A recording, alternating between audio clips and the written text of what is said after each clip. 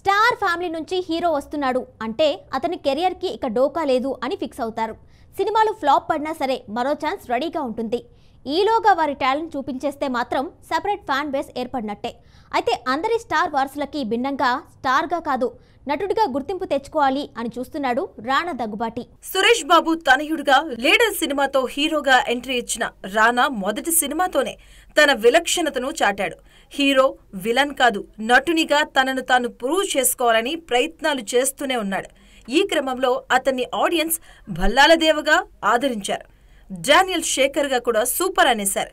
ఇక ముందు చెప్పినట్టుగా సినిమాలో లీడ్ రోల్లో కాదు, సినిమాకు భాగమైన తన పాత్ర వరకు ది బెస్ట్ ఇవ్వాలని అనుకునేవారిలో రానా ఒకడు. అయితే ప్రయోగాలు కొంతవరకు ఓకే, కానీ అసలు సినిమాలు చేయకుండా ఉంటే కెరీర్ రిస్క్ లో పడినట్టే అవుతుంది.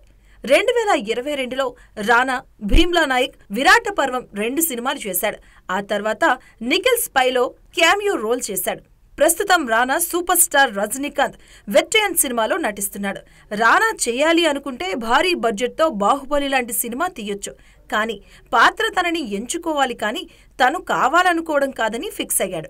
అందుకే విలన్ వేషాలతో సరిపెట్టుకుంటున్నాడు. అయితే దగ్గుబాటి వారసుడిగా రానా సినీ కెరియర్ పై ఫ్యాన్స్ అసంతృప్తిగా ఉన్నారు.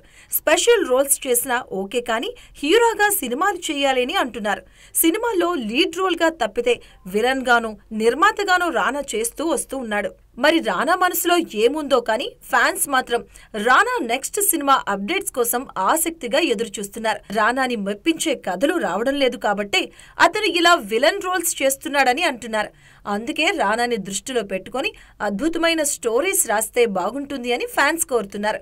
రానా లీడ్ రోల్లో హిరణ్యకశిప సినిమా ఒకటి ప్లాన్ చేశారు, కానీ అది ఇప్పుడప్పుడే సెట్స్ మీదకు వెళ్లే ఛాన్స్ లేదని తెలుస్తుంది.